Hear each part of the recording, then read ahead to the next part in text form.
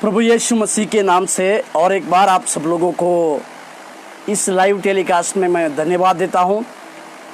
परमेश्वर की दया और परमेश्वर के अनुग्रह को स्मरण करते हुए लगातार परमेश्वर में आप वृद्धि करें और परमेश्वर की दया का अनुग्रह, जैसे परमेश्वर ने कहा कि वो आपने चुने हुए को कभी छोड़ेगा नहीं और कभी त्यागेगा नहीं, इस प्रकार के अभिवचन के साथ आप प्रभु में जड़ पकड़ते और उसके कार्य को करते हुए आगे बढ़ने हेतु हम सदैव आप लोगों के लिए प्रार्थना करते हैं और सदैव आप लोगों के लिए ये शुभकामनाएं करते हैं कि परमेश्वर में आप उस भले कार्यों के लिए, जिस कार्यों को करने के लिए परमेश्वर ने आपको ना केवल चुना परंतु परमेश्वर ने आपको विश्वास योग्य समझा।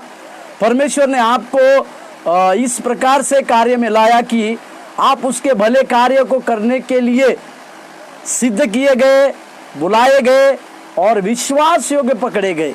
इसी के लिए मैं आप लोगों को धन्यवाद देता हूं। इस लाइव टेलीकास्ट में आज के इस सत्र को भी मैं आपके हाथ, इस सत्र में आप सब लोग जो हमारे साथ विभिन्न देशों से जुड़े हुए हैं उन सभी प्रार्थना योद्धाओं का फिर से और एक बार मैं प्रभु यीशु मसीह के नाम से धन्यवाद करता हूं और आपका स्वागत करता हूं। आइए इस सत्र को शुरू करने से पहले हम हमारे रीति रिवाज के अनुसार परमेश्वर से प्रार्थना करें और हमारे बातों को आगे बढ़ाएं। आइए हम प्रार्थना करें और आगे की बातों को करें। प्रार्थना करें।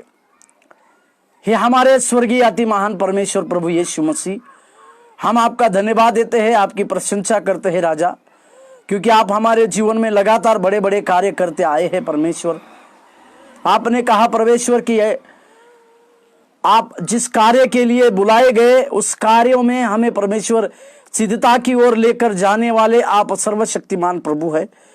इसी के लिए परमेश्वर हम आपको धन्यवाद देते हैं, आपकी प्रशंसा करते हैं प्रभु जी, आपकी स्तुति करते हैं राजा, क्योंकि आप हमारे जीवनों में लगातार बड़े बड़े कार्य करते अभी तक आए हैं। जैसे अभी तक आपने हमें हमारे जीवनों में कार्य किया प्रभु, उसी कार्य को प्रभु जी लगातार आप हमारे जीवन में बहुतायत से करते आने हैं। तो हम प्रार्थना करते हैं तेरी आशीष दे और तेरा अनुग्रह दे परमेश्वर, तो हमारे जीवन में लगातार कार्य करने पाए, सहायता कर और मदद कर। प्रार्थना को प्रभु यीशु मसीह के नाम से मांगते हैं, आमीन आमीन। और एक बार इस लाइव टेलीकास्ट में आप सब लोगों का धन्यवाद देता हूं।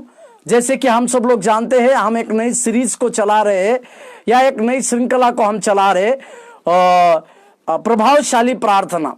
इस विषय को हम लगातार कुछ दिनों से अध्ययन करते आ रहे हैं और इस विषय को अध्ययन करते आते आते हम इस बात तक आ पहुंचे हैं कि परमेश्वर के कई कार्यों को हम लगातार 2 सप्ताह से ज्यादा कुछ बातों को सीखे, 2 सप्ताह से ज्यादा कुछ बातों को हम समझे और आज और कल के दिन में हमें प्रार्थना कैसी करनी चाहिए इस विषय के बारे में हम देखने वाले हैं। यानी हमें प्रार्थना किस प्रकार से करनी चाहिए।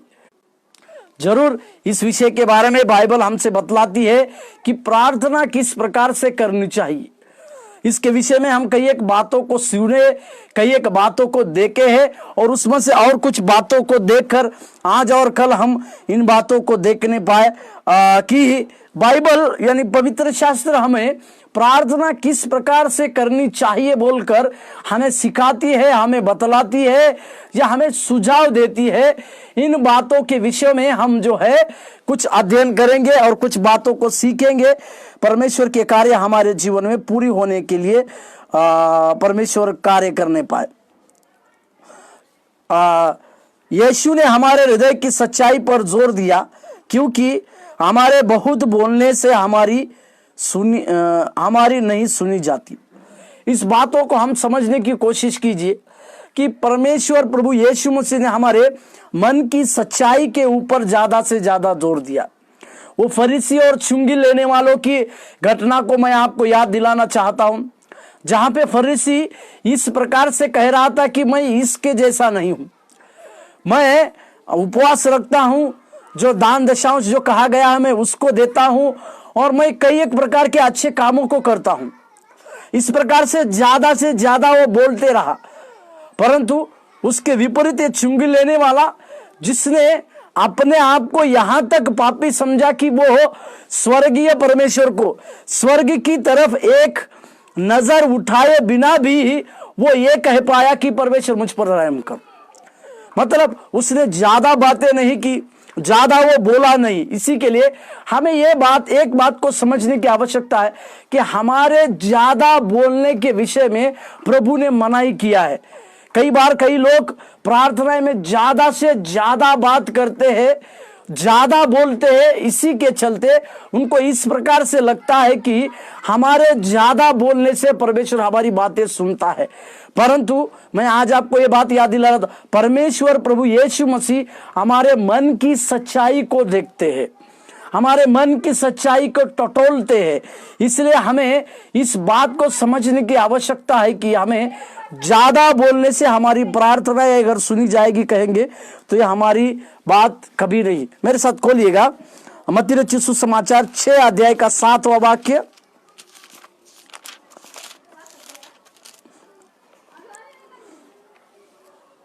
मत्ती रचित सुसमाचार 6 अध्याय 7वें वाक्य में प्रभु यीशु मसीह ने कठोरता के साथ एक शब्द कहा, प्रार्थना करते समय अन्य जातियों के समान बकबक ना करो, क्योंकि वे समझते हैं कि उनके बहुत बोलने से उनकी सुनी जाएगी।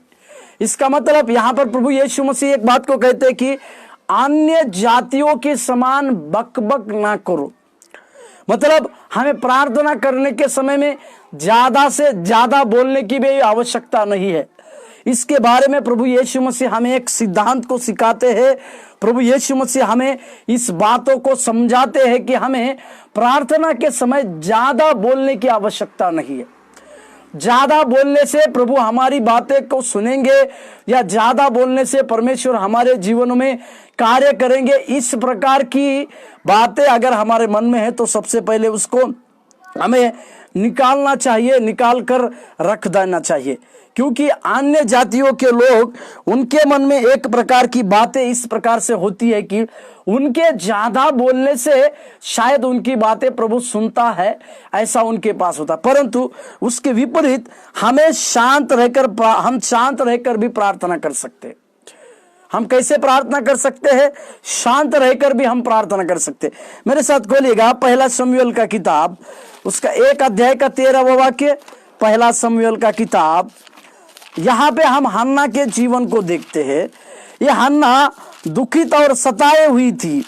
उसके जीवन में उसको उसकी नामधराई नहीं हो रही थी। उसके जीवन में एक प्रकार का इस तरह का दुख था कि उसको बच्चा नहीं था और वो बांझ थी।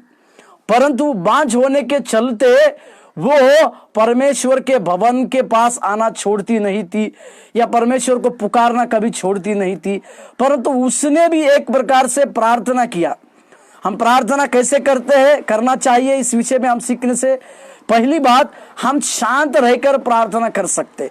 मेरे साथ खोलिएगा पहला शमूएल का किताब, उसका 1 अध्याय का 13वें वाक्य में वो इस प्रकार से है, हन्ना मन ही मन में कह रही थी, उसके होठ तो हिलते थे परंतु उसका शब्द न सुन पड़ता था।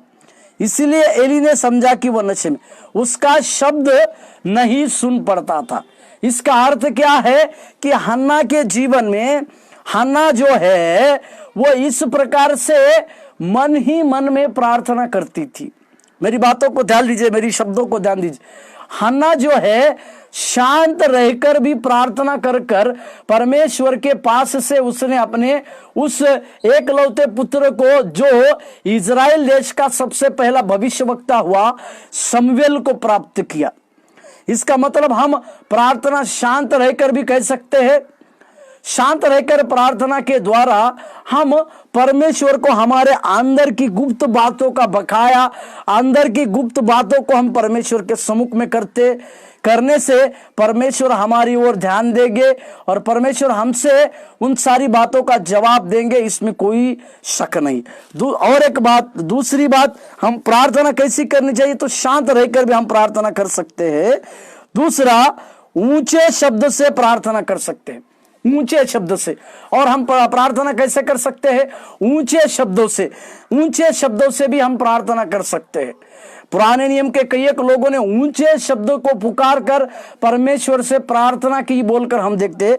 मेरे साथ खोलिएगा नहमीया का किताब, उसका 9वें अध्याय का 4 वचन में मैं आपके लिए पढ़ना चाहूंगा।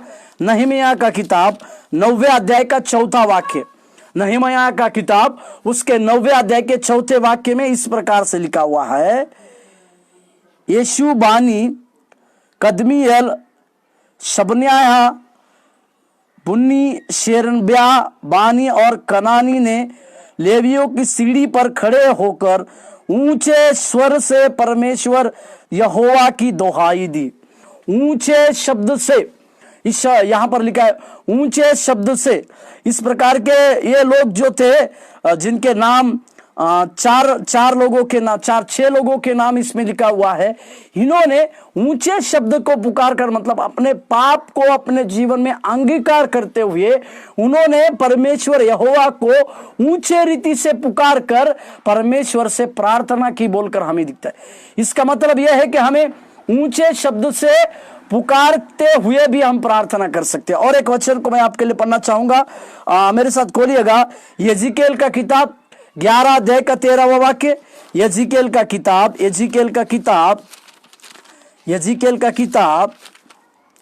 11वां अध्याय का 13वां वाक्य,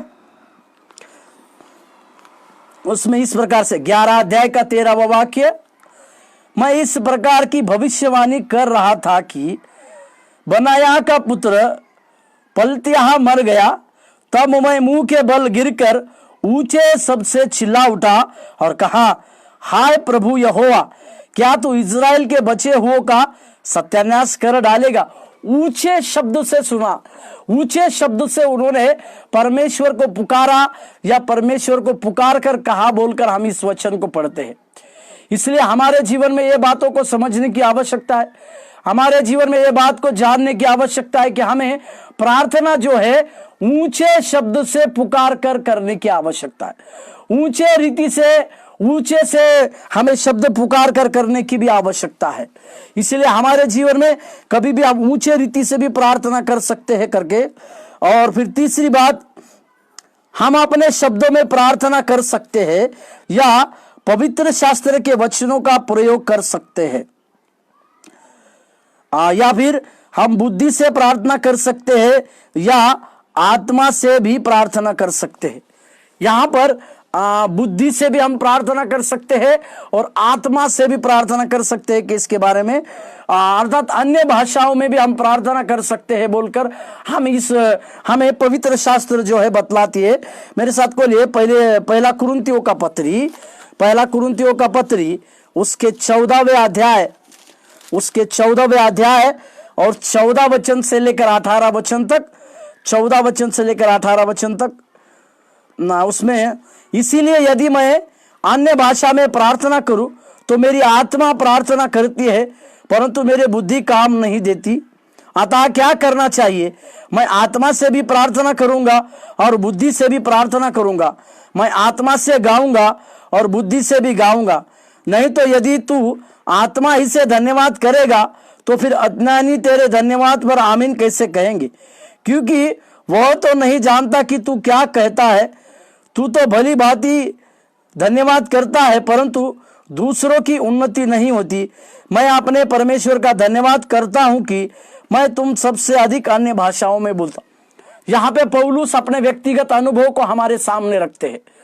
पौलुस का व्यक्तिगत अनुभव किस प्रकार से था?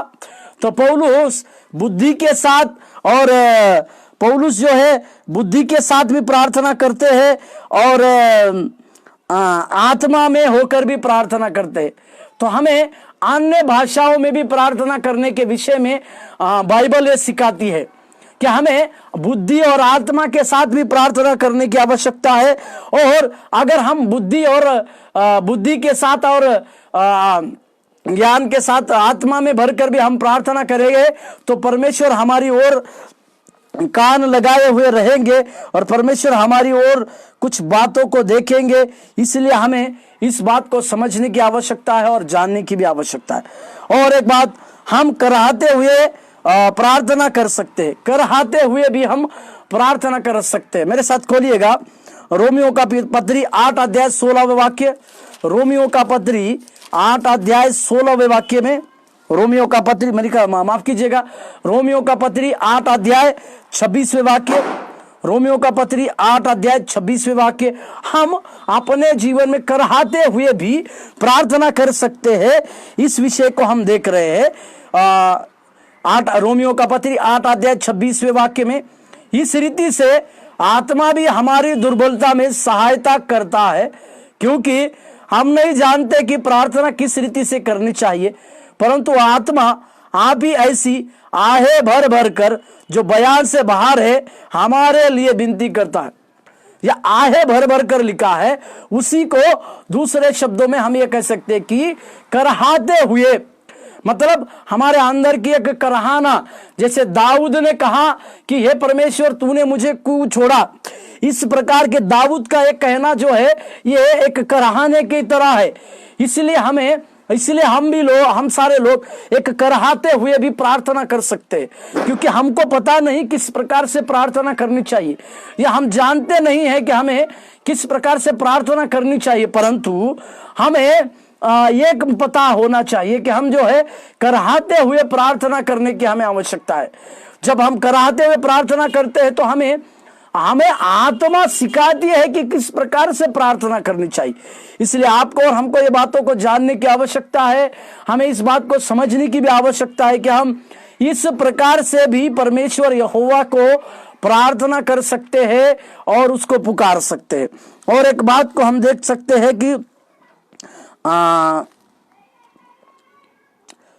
फिर प्रार्थना की एक अन्य विधि प्रभु के लिए गीत गाने के द्वारा है।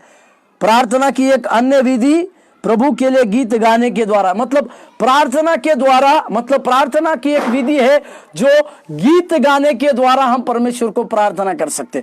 मेरे साथ खोलिएगा भजन संहिता का किताब, उसका 92 का उसका पहला और दूसरा वाक्य। भजन संहिता का किताब, भजन संहिता का किताब उसका 92 उसके पहले और दूसरे वाक्य में मैं पढ़ना चाहूंगा। भजन संहिता का किताब 92 1 और 2।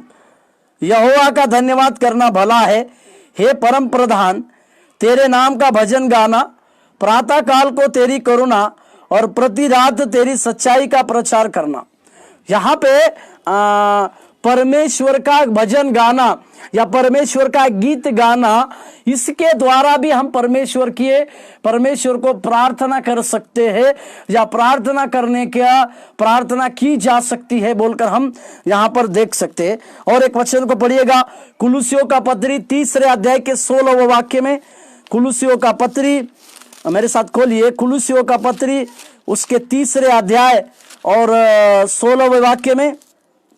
कुलुसियों का पत्री 3 अध्याय का 16वां वाक्य, उसमें इस प्रकार से है, मसीह के वचन को अपने हृदय में अधिकाई से बसने दो और सिद्ध ज्ञान सहित एक दूसरे को सिखाओ और चिताओ, और अपने अपने मन में अनुग्रह के साथ परमेश्वर के लिए भजन और स्तुति गान और आत्मिक गीत गाओ। आत्मिक गीत गाने के द्वारा भी हम परमेश्वर के लिए प्रार्थना कर सकते हैं, और आत्मिक गीत गाकर या भजन को गाकर या गीतों को गाकर हम परमेश्वर के लिए प्रार्थना कर सकते हैं। इसलिए हमें इस बात को भी समझने की आवश्यकता है कि हमें गीतों के द्वारा भी हम परमेश्वर के लिए जो गीत गाते हैं, उस गीतों के द्वारा भी हम परमेश्वर को प्रार्थना कर सकते हैं, क्योंकि जो गीत जो है वो सारे वचनों के आधार पर होते हैं, और हम वचनों के आधार पर जो गीत है उसको जब हम घोषणा करते हैं तो हमारी इस घोषणा के अनुसार हम जो है परमेश्वर के एक वचनों को बोलते हैं कर हम देखते हैं। और एक बातों को देखें, प्रभु के सम्मुख गंभीर प्रार्थना कभी कभी उपवास के साथ भी करनी चाहिए। यानी परमेश्वर के पास गंभीरता से जब हम आते हैं तो हमें उपवास कर भी प्रार्थना करनी चाहिए। मतलब हर एक विश्वासी के जीवन में उसके आत्मिक वृद्धि होने के लिए, परमेश्वर से नया बल प्राप्त करने के लिए, या परमेश्वर की सीन आवाज को सुनने के लिए, या अपने जीवन का व्यक्तिगत अपने जीवन को व्यक्तिगत पवित्रता को दिखाने के, पवित्रता को देख करने के लिए हमें उपवास के साथ प्रार्थना करनी चाहिए बोलकर वचन बतलाती है। तो हमें उपवास कर भी हम लोग उपवास कर भी प्रार्थना कर सकते हैं। इस बातों को हमें भूलना नहीं है और इस बातों को हमें समझने की आवश्यकता है। मेरे साथ खोलिएगा, उपवास के साथ हमें प्रार्थना करने की आवश्यकता है। यजरा नबी का किताब, यजरा नबी का किताब उसके 8 अध्याय के 21वें वाक्य। यजरा नबी का किताब, पुराने नियम में पुराना भविष्यवक्ता है यजरा, उसके 8वें अध्याय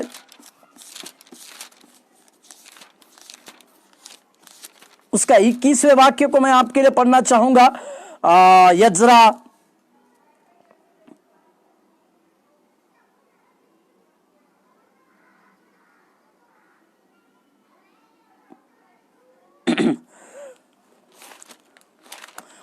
यजरा का किताब उसके 8वें अध्याय का 21वें वाक्य।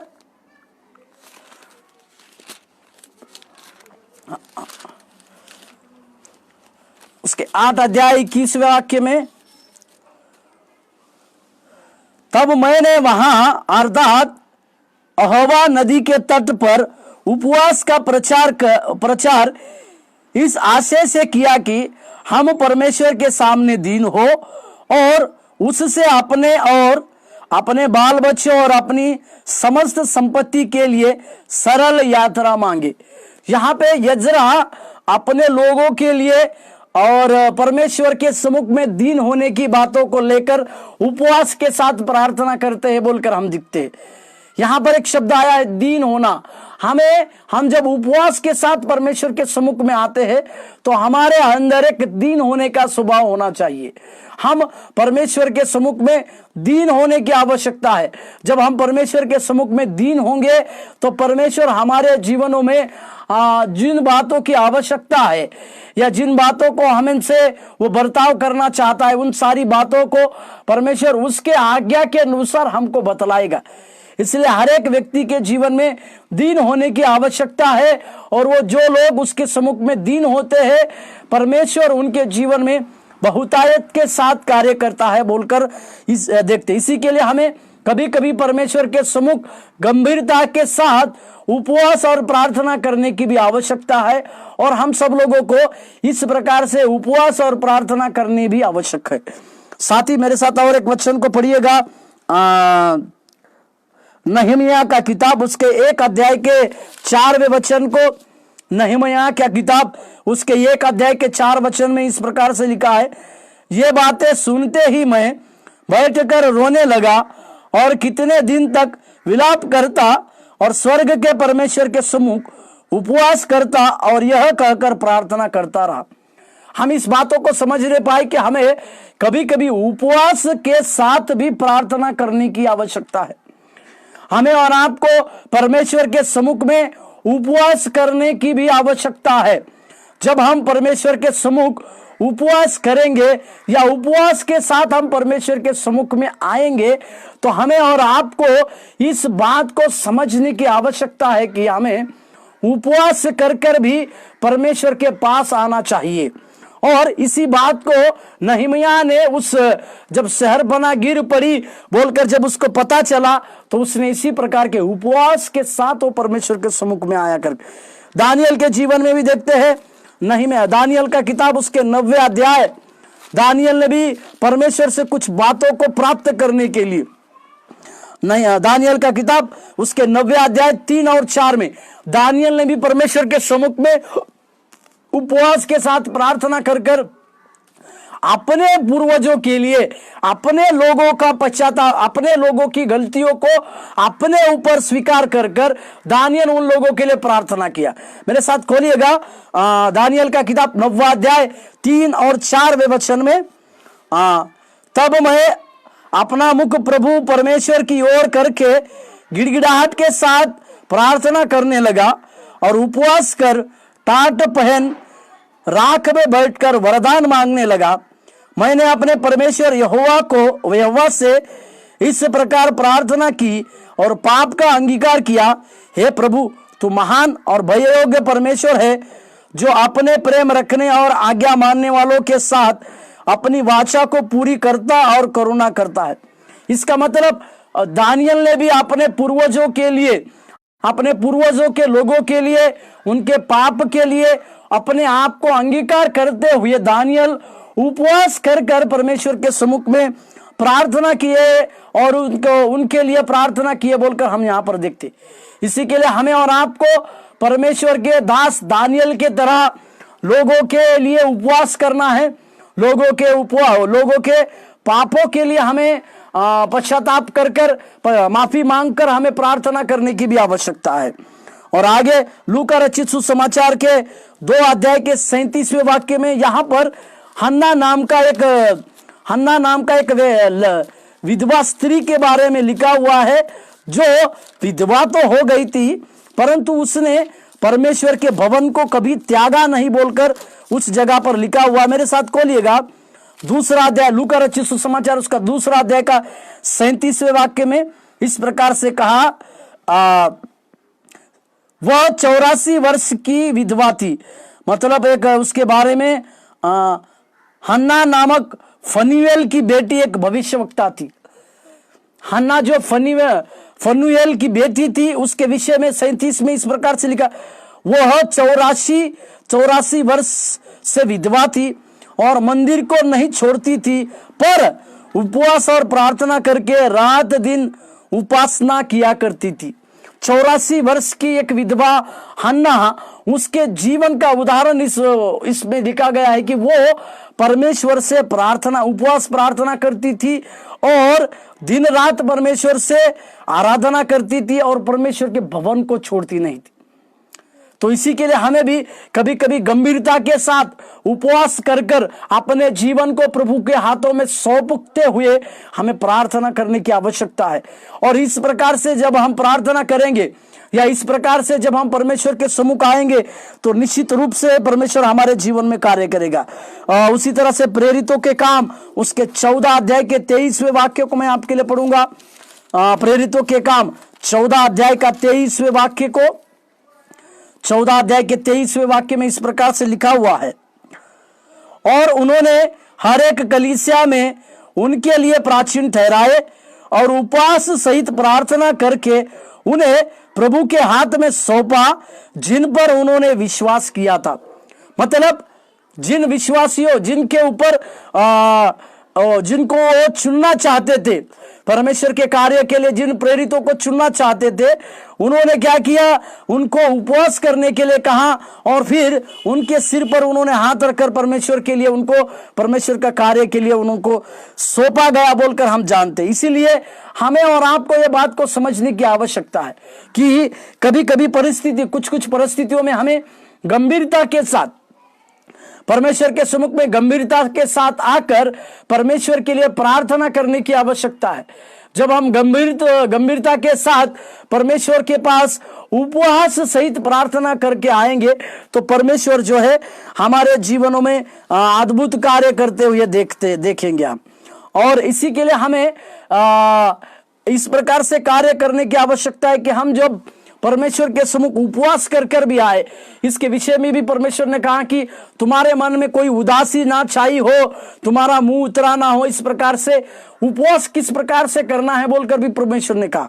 तो आज के दिन में हम इस बातों को सीखे कि हमें प्रार्थना कैसे करनी चाहिए। हमें शांत रहकर प्रार्थना कर सकते हैं, ऊंचे शब्द से पुकार के हुए प्रार्थना कर सकते हैं, फिर परमेश्वर के विधि के अनुसार गीत गाकर भी प्रार्थना कर सकते हैं, या फिर हम आत्मा और बुद्धि के साथ भी प्रार्थना यानी अन्य भाषा में भी हम प्रार्थना कर सकते हैं, साथ ही हम करहाते हुए भी प्रार्थना कर सकते हैं। और फिर कभी कभी हम परमेश्वर के सम्मुख में गंभीरता के आने के बाद हमें उपवास के साथ भी प्रार्थना करने की आवश्यकता है। हालेलुया। और फिर हमें परमेश्वर के कार्य को आगे बढ़ने की आवश्यकता। इसीलिए हमें किसी भी रीति से हम जब प्रार्थना करते हैं, हमारी प्रार्थनाएं तभी प्रभावशाली होती है जब हम इस प्रकार के बातों को लेकर अपने मन में लेकर परमेश्वर से प्रार्थना। आइए हम इसमें आंख बंद करें और प्रार्थना करें। दयानिधि प्रभु, हम धन्यवाद देते हैं परमेश्वर, आप योग्य है, आप हमारे स्तुति के एकमात्र परमेश्वर है। आप हमारे जीवनों में लगातार कार्य करते आए हैं प्रभु, इसी के लिए कि परमेश्वर आप हमसे बड़ी आशा चाहते हैं, इसलिए आपको धन्यवाद देते हैं प्रभु, आपकी महिमा करते हैं परमेश्वर, आपके कार्य को भी परमेश्वर हम धन्यवाद के साथ आपको आगे बढ़ाते हैं प्रभु। प्रार्थना किस प्रकार से करनी चाहिए, इस विषय में आपने जो बोध की बातें हमें सिखाई, उसी के अनुसार हमें प्रार्थना करने के लिए आप सहायता कीजिए और मदद कीजिए। धन्यवाद देते हैं प्रभु जी, इस विषय को समझाने के लिए आपको हम धन्यवाद देते हैं, सहायता करते हैं, आप ही से सहायता मांगते हैं परमेश्वर, कार्य कीजिए, यीशु मसीह के नाम से मांगते हैं, आमीन आमीन। प्रभु आपको आशीष दे, धन्यवाद।